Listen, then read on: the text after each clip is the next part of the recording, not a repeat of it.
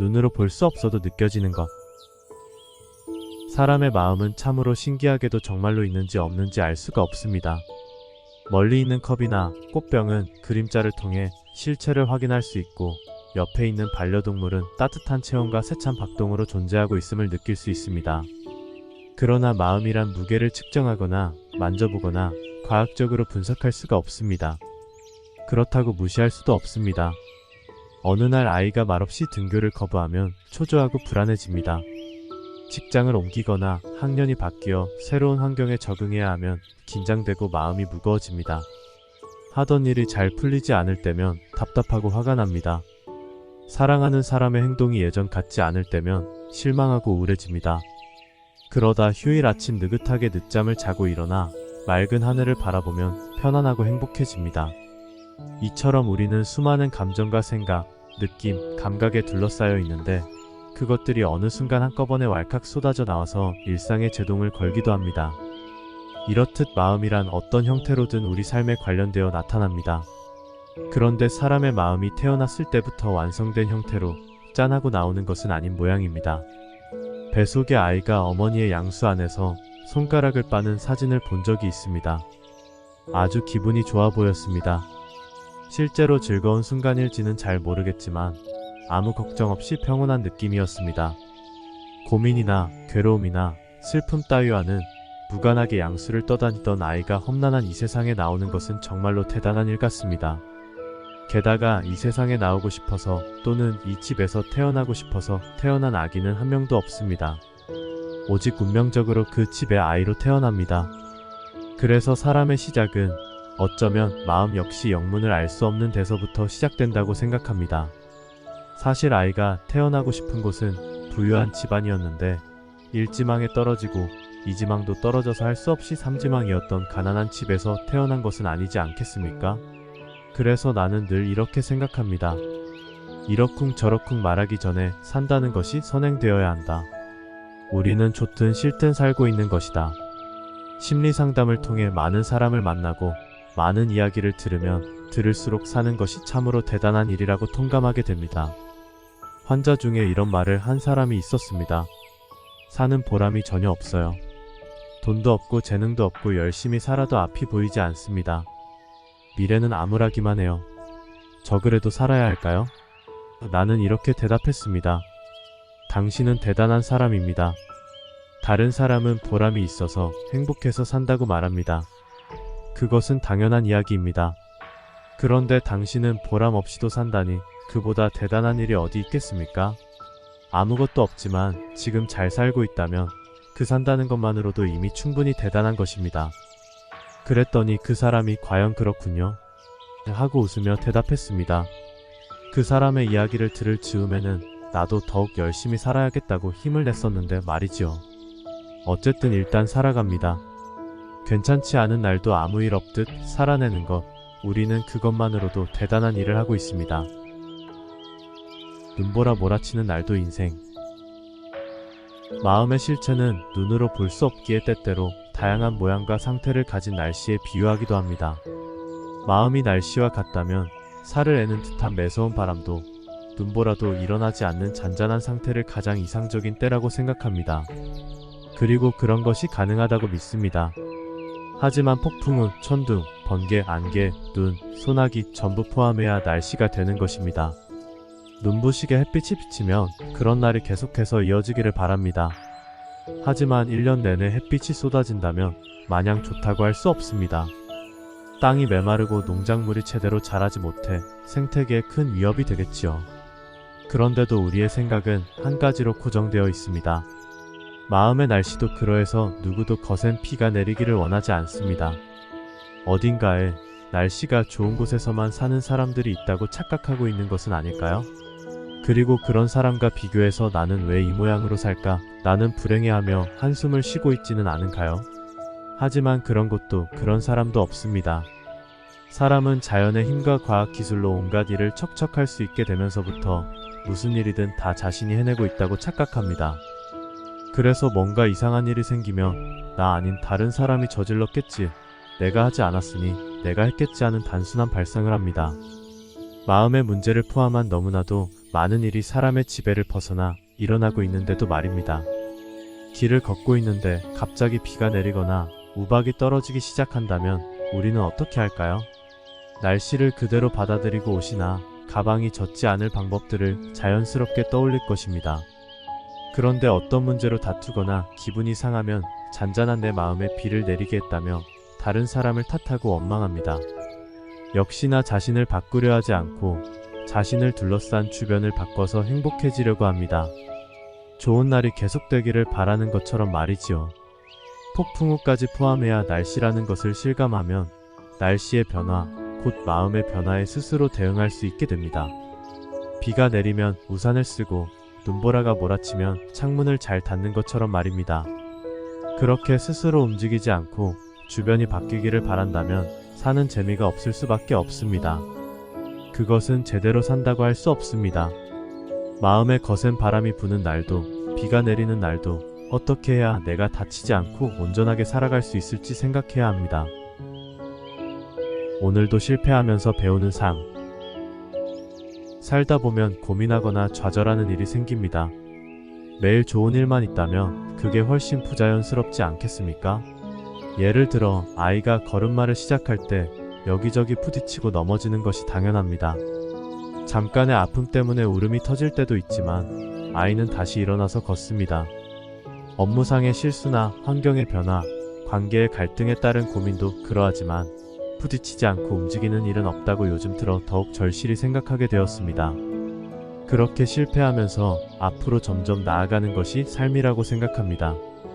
많은 사람들이 새로운 프로젝트를 성공적으로 마치지 못하거나 면접에서 떨어졌을 때처럼 계획하던 일이 좌절되면 그 실패를 발판 삼아 다시 일어나기를 기대합니다. 그러나 실제로는 무척 어려운 일이지요. 하지만 어떤 경우든 실패의 반복이 삶을 나아가게 합니다. 더 정확히 말하면 실패는 발전이고 그래서 발전은 곧 실패라고 말할 수 있습니다. 우리는 이야기하거나 글을 쓸 때 동시에 두 가지 일을 말하거나 쓰지 못합니다. 두 개의 입이 있어서 한쪽 입으로 발전, 다른 입으로 실패라고 말하지 않는 이상은 어렵습니다. 생각해보면 쉽게 이해할 것입니다. 그럴 때는 어쩔 수 없이 실패해야 발전한다고 붙여 말할 수밖에 없습니다. 그러면 마치 실패가 끝나야 발전을 맞이하게 되는 것처럼 생각할 수 있지만 실제로는 그렇지 않습니다. 발전과 실패는 겹쳐서 나타납니다. 차례대로 흘러가는 인생이란 없습니다. 글을 쓸 때는 제일 먼저 순서를 정해야 합니다. 그래서 순서대로 깔끔하게 마무리되면 역시 생각대로 아주 잘 나왔어 하고 그게 지당한 일이라고 느끼게 되는데 인생에서 그렇게 계획대로 잘 마무리되는 일은 오히려 일어나지 않는다고 봐야 합니다.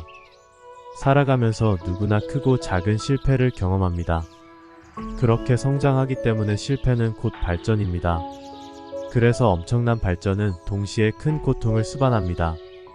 그 고통을 잘 받아들이는 것, 그렇게 사람은 살아간다는 큰 일을 해나갑니다. 실패하지 않고 무언가를 배운다는 것은 불가능하다고 생각합니다. 그런데 대부분의 사람은 오직 자기만 계속해서 실패한다고 생각합니다. 그렇지 않습니다. 다들 실패를 반복합니다. 그저 체면을 차리기 위해 말을 꺼내지 않을 뿐이지요. 연애도 사실은 실패의 연속이 아닌가 생각합니다. 사랑하는 사람과 헤어지면 좌절하고 다시는 사랑할 수 없을 거라고 단언합니다. 하지만 시간이 흐르면 슬픔을 극복하고 일어나 제 갈 길을 찾아가기도 하고 또 어느 순간 좋은 사람이 옆에 나타나서 언제 그랬냐는 듯 새롭게 사랑을 시작합니다. 사랑에 대한 고민은 끝이 없습니다. 누군가가 사귀는 사람 때문에 상처를 받고 헤어질까 말까를 심각하게 고민할 때 옆에서 이성적으로 조언해봤자 소용이 없습니다. 한창 연애 중일 때는 그저 구름처럼 곁을 떠다니며 이야기를 들어주는 정도밖에 할 수 없습니다. 듣지도 않을 거면서 왜 그렇게 물어보는지 참 아이러니하죠. 날씨에 비유하자면 사랑이 세찬 폭풍우와 같을 때는 외출하지 않는 편이 좋지만 때때로 밖에 나가서 흠뻑 젖는 편이 나을 때도 있습니다. 푹 젖은 몸을 씻고 나오면 그것만큼 마음이 보송보송해지는 일도 없답니다. 사랑한다는 것은 정말로 어려운 일이라서까지 두세 번의 실패쯤은 문제가 아닙니다. 연인 사이에도 각자의 길이 있고 반드시 연애만이 인생의 기쁨이 아닙니다. 연애가 삶에서 굉장히 중요한 일처럼 생각되지만 여러 종류의 사랑 중에 하나일 뿐입니다. 연애만이 사랑하는 방식이 아닙니다. 그렇게 생각하면 다양한 삶이 보이게 될 것입니다. 어떤 삶을 선택할지, 어떤 것에서 삶의 의미를 찾아낼지 스스로 선택하고 실패하고 발전하면서 사는 것이 인생의 참모습이 아닐까요? 서로를 이해하려는 노력. 인간관계나 자신에 관한 것은 언제 생각해도 참 어렵습니다. 이것이야말로 일생을 이루는 가장 큰 범위의 대사라고 생각합니다. 물론 회사에서 일하는 것도 대단히 중요한 일입니다. 일을 하려면 그것에 맞는 엄청난 에너지와 노력과 생각이 필요하다는 것은 다들 알고 있습니다. 그런데 관계와 자신의 문제만큼은 일하는 틈틈이 해나가도 되는 것으로 생각합니다. 가능하다고 생각하기 때문에 실수하는 것입니다. 그도 그럴 것이 일은 비교적 정해진 패턴이 있습니다.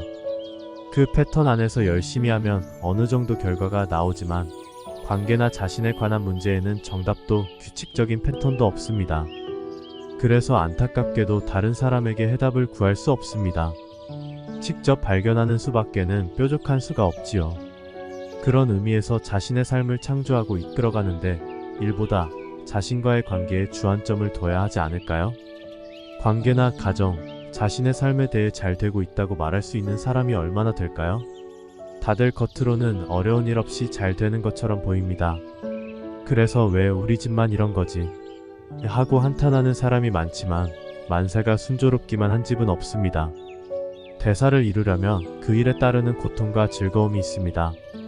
야구 선수가 되려면 고된 연습이 필요하고 장사가 잘 되려면 부지런히 일해야 합니다. 그런데도 나와 관계된 가족이나 주변 사람들과의 문제에 대해서는 어쩐지 쉽게 여기는 경향이 있습니다. 나는 이렇게 힘든데 아무도 나를 이해해주지 않는다고 생각하는 사람이 많습니다. 이해하지 못하는 사람들이 나쁘다고 원망합니다. 친밀한 사이거나 가족이라면 어떤 일이든 허물없이 이해할 수 있는 존재라고 믿고 있는 것은 아닐까요? 또 집에 돌아오면 힘들이지 않아도 단란한 가정을 얻을 수 있다고 생각합니다. 그것이 당연한 이치 같지만 가정을 창조하는 것에도 엄청난 노력이 필요합니다. 장사와 같이 일정 수준을 노력하고 그만큼의 이익을 얻는 경제적인 개념이 아니라 그런 것을 확 걷어치운 정서적 결합입니다. 함께 있음으로써 안정과 치유가 되는 관계를 만들기 위해서는 서로 이해하고 배려하는 노력을 기울여야 합니다. 이해한다 또는 이해받는다는 것은 그렇게 간단하지 않습니다. 처음부터 서로를 이해하는 관계는 길을 가다 뭉칫돈을 발견하는 확률 못지않게 매우 드문 일이라고 생각합니다. 이해를 받기 위해서는 엄청난 노력과 더불어 상대방을 먼저 헤아리지 않으면 안 됩니다. 적어도 나를 이해하지 못하는 이유는 무엇일까라는 자기 이해부터 시작해야 할 것입니다. 사랑받고 싶다면 역시 상대를 사랑해야 하는 것처럼 말입니다. 내 마음 진심으로 마주보기. 고민이나 괴로움이란 진심으로 마주보지 않으면 언제까지나 그곳에서 빠져나오지 못합니다. 정면에서 맞서야 합니다. 거친 파도에 휩쓸리지 않기 위해서는 파도가 오는 것을 보고 있다가 몸을 덮치려는 순간 바닷속으로 잠수해 들어가야 합니다. 파도 안으로 들어가면 밖에서는 무시무시했던 공포의 실체가 사실은 고요하다는 것을 알게 됩니다. 그런데 사람들은 정면에서 고통을 받아들이는 것이 힘들어서 고민이나 괴로움에서 살짝 도망치려고 합니다.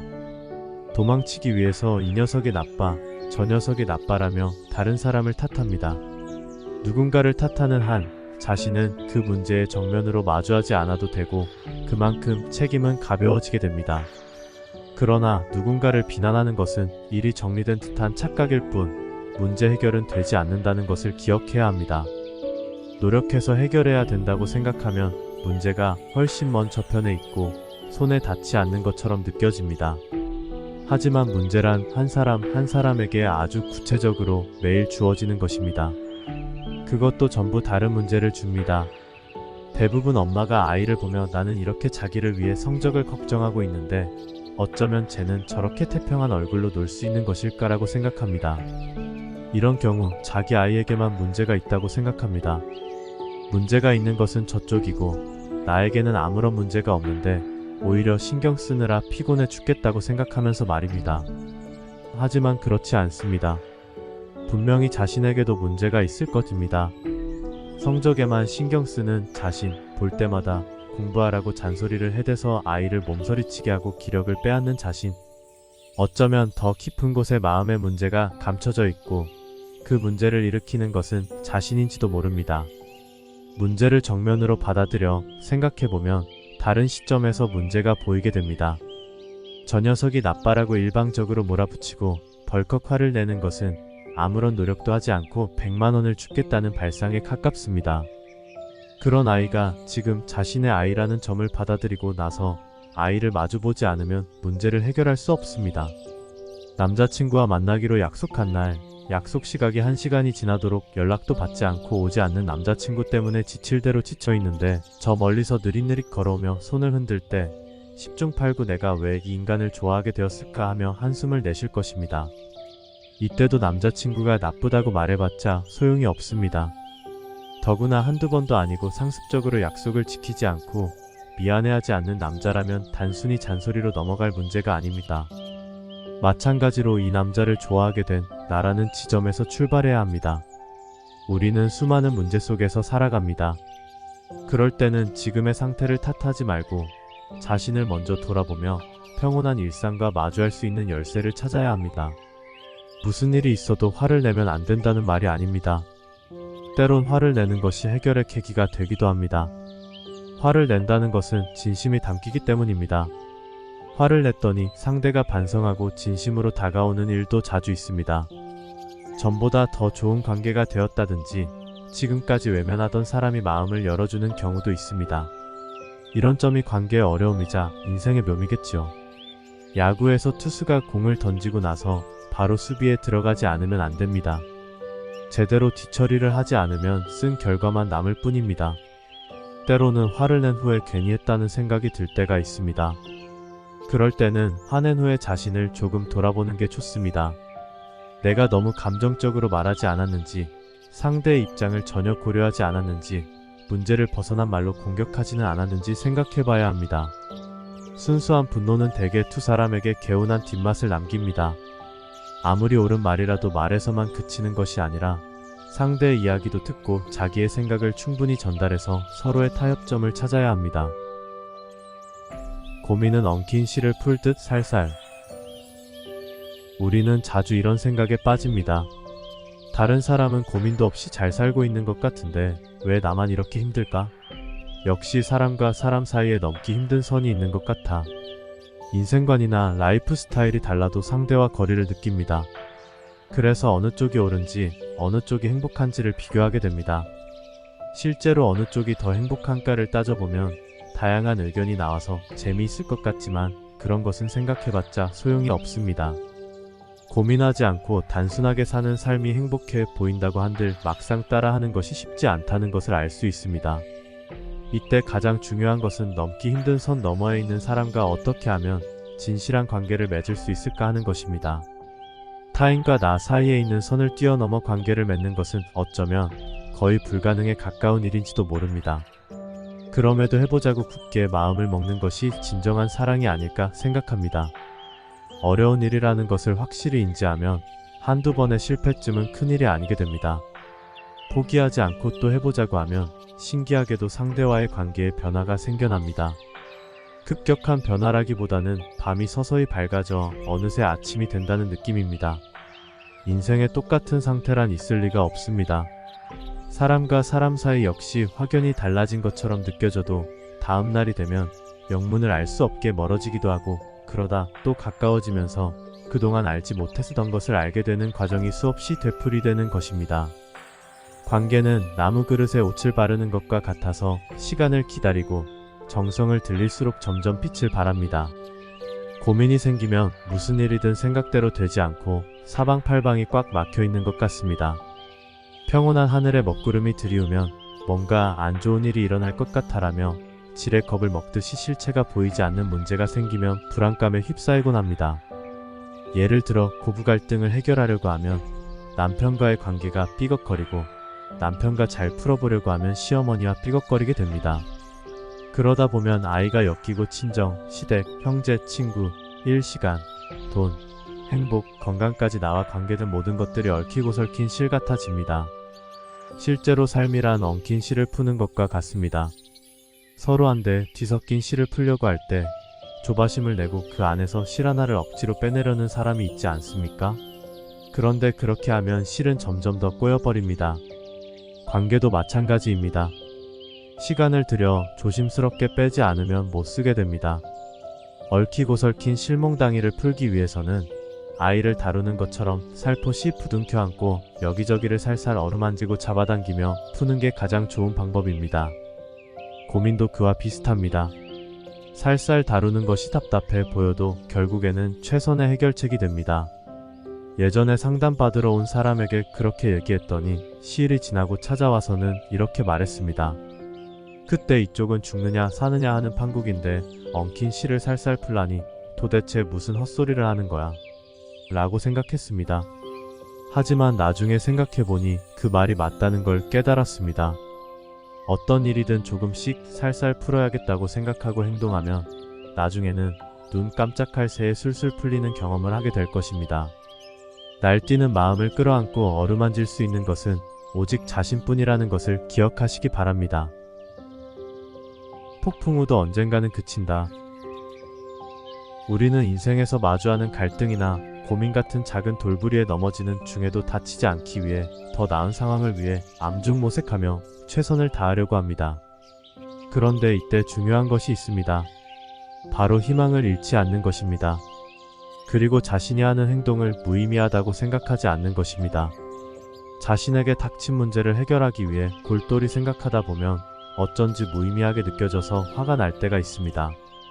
어째서 그런 간사한 인간은 잘 되고 진지하게 고민하는 나는 괴로워하지 않으면 안 되는지 누구는 신경 쓰지도 않고 태평한데 왜 나 혼자만 이렇게 휘둘려야 하는지 이해하기 어렵기 때문입니다. 그렇게 좌절하는 가운데 내가 진정으로 원하는 것은 무엇인지 희망을 잃지 않고 지켜봐야 한다고 생각합니다. 엉킨 실을 푸는 것처럼 조금씩 살살 그리고 꾸준히 최선을 다하면 언젠가는 빛이 보이게 될 것입니다. 나는 그럴 때 이렇게 말하곤 합니다. 태풍이 아무리 사납게 몰아쳐도 열흘이고 스무날이고 분다는 얘기를 들어본 적이 없습니다. 언젠가는 날이 맑아집니다. 상담이란 희망을 잃지 않게 하는 일이라는 생각이 듭니다. 물론 사람들의 말 맞다나 내 말이 무척이나 고되고 결과가 뚜렷하지 않은 모호한 노력이라고 할 수도 있습니다. 하지만 희망을 잃으면 아무것도 보이지 않게 됩니다. 그러면 기껏 좋은 징조가 와도 붙잡지 못하게 됩니다. 아무것도 하지 않고 좋은 일이 일어나길 바라는 것은 지나친 욕심이 아닐까요? 삶도 마음도 타고나는 것이 아니라 여러분이 만드는 것입니다.